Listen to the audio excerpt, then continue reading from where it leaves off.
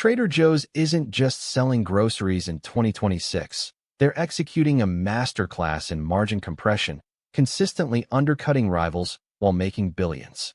How do they do it? It's not just about smaller parking lots, as some claim.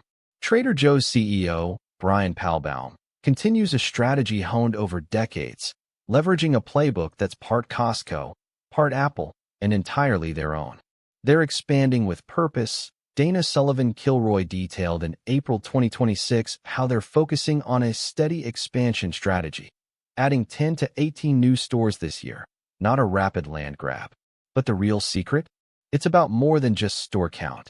It's about a vertically integrated, private label fortress, controlling everything from farm to shelf. We're going to break down their unfair advantage and show you exactly how they pull it off. In an era where every grocery bill feels like a punch to the gut, where food prices have climbed so relentlessly since 2020, Trader Joe's just keeps doing things differently. Here we are in 2026, and they're still opening new stores, up to 18 new locations across 12 states this year, according to Edward Clark at AOL. While everyone else is optimizing for maximum customer throughput and digital integration, Dana Sullivan-Kilroy noted back in April that Trader Joe's is doubling down on being a one-stop shop with a consistent brand experience. But how do they do it? How do they consistently deliver those low prices when every other major grocer is struggling? It's not just about smaller parking lots, as Emily Hunt from March speculated. There's a deeper, more fundamental strategy at play that's been honed over decades, allowing them to dodge the inflationary pressures crippling their competitors. We're going to dive into the core decisions that make Trader Joe's a retail anomaly and, honestly, a fascinating case study in business strategy. It's a masterclass in how to build an unfair advantage in a hyper-competitive market. In 1967, Joe Coulombe, the founder of Trader Joe's, wasn't just launching a grocery store. He was building an anti-supermarket. Coulombe, a self-described genius of counter-positioning, saw an opportunity where others saw failure. His nearly bankrupt chain, Pronto Markets, was being crushed by the likes of 7-Eleven. But a desperate egg supplier offering extra-large eggs at the price of large eggs gave him a pivotal insight. Specialized discounts could work. Coulombe decided to build specifically for the overeducated but underpaid demographic, think teachers, artists, and college students. He established an ethical foundation early on, ensuring employees were paid at the median California family income rate, a stark contrast to the exploitation common in retail. This wasn't just about altruism. It was about building a motivated workforce that contributed to a superior in-store experience.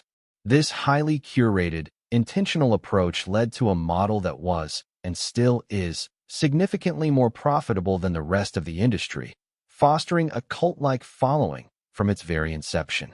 Take the example of their $2 Chuck wine, introduced in 2002.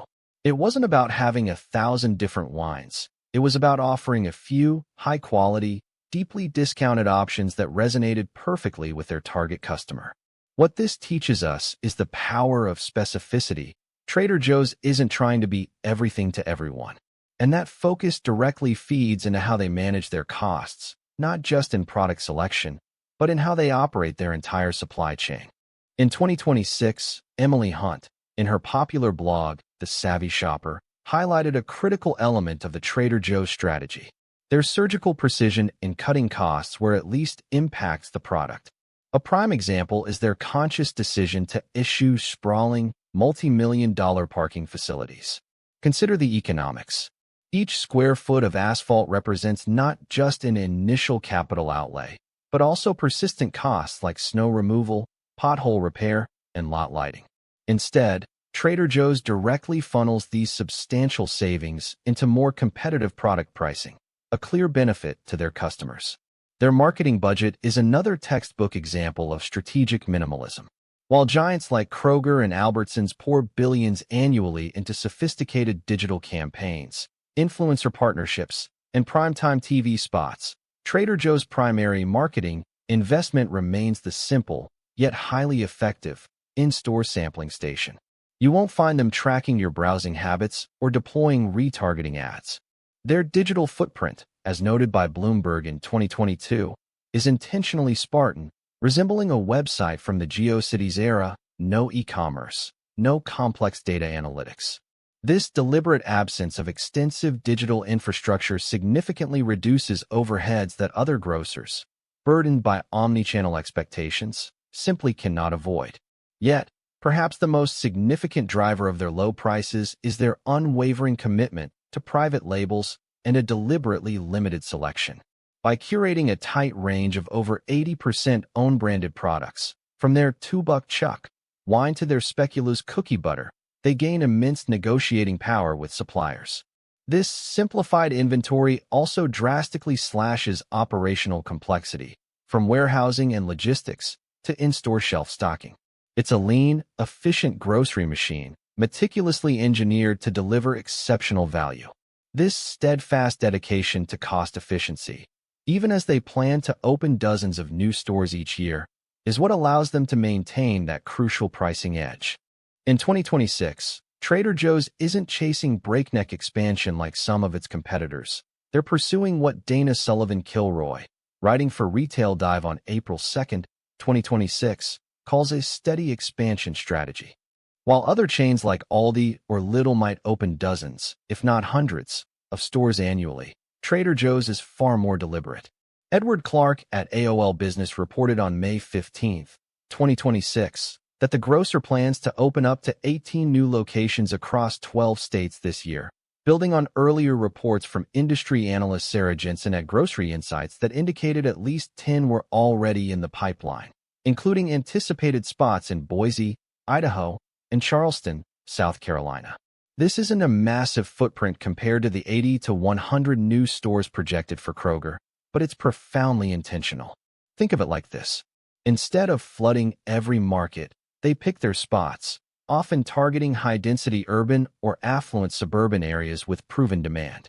This controlled growth ensures they can meticulously maintain that consistent brand experience, the one where every product feels handpicked and the staff, known as captains and mates, are genuinely helpful and knowledgeable about the inventory. It also crucially helps manage their unique supply chain, which relies heavily on direct sourcing and private label exclusivity for approximately 80% of their stock. By not overextending, they keep that supply chain agile and efficient, preventing the kind of logistical headaches and stockouts that can drive up prices and dilute quality elsewhere. This strategic, almost surgical, placement of new stores also contributes to maintaining that slight brand mystique and customer anticipation, rather than becoming just another grocery store on every corner. It's a calculated decision that leads directly into how they foster a one-stop shop experience. In 2026, amidst a period marked by sharply rising food costs, an average 7.8% increase year-over-year according to a recent USDA report, Trader Joe's has not merely survived but thrived, cementing its position as a quintessential one-stop shop.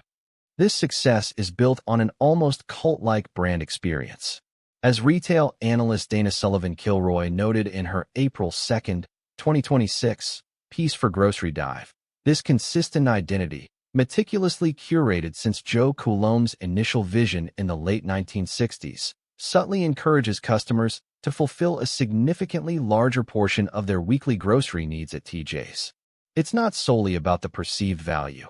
It's the uniquely curated selection, with over 80% of items being private label, like the renowned Everything But the Bagel seasoning or the reliably popular Mandarin Orange chicken, that simply cannot be found at a Kroger or Whole Foods.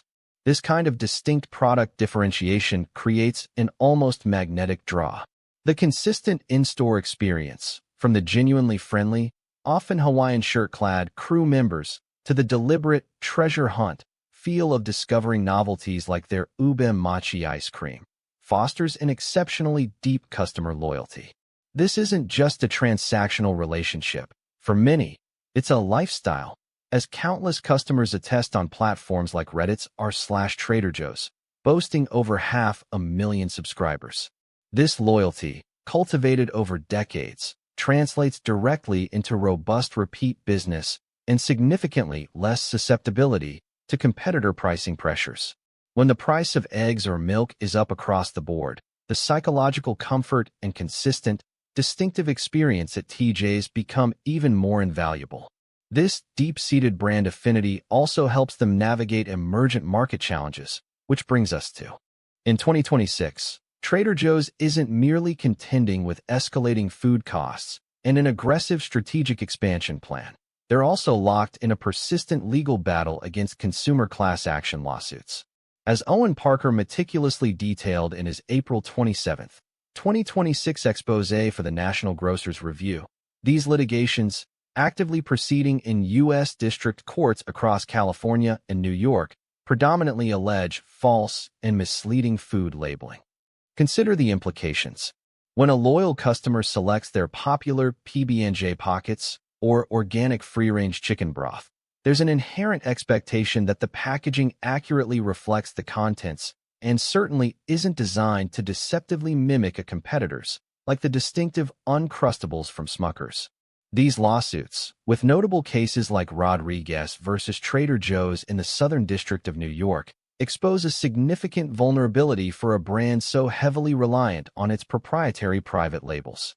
While this private label strategy is a cornerstone of their cost efficiency, granting them unparalleled control over sourcing, production, and distribution, it simultaneously places the entire onus of labeling accuracy squarely on Trader Joe's.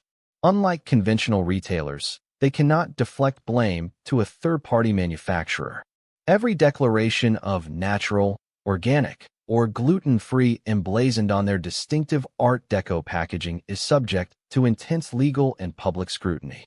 Successfully navigating these complex legal challenges without eroding the deep customer trust they've assiduously cultivated or significantly inflating their already optimized operational costs is paramount to preserving that unfair advantage we've identified.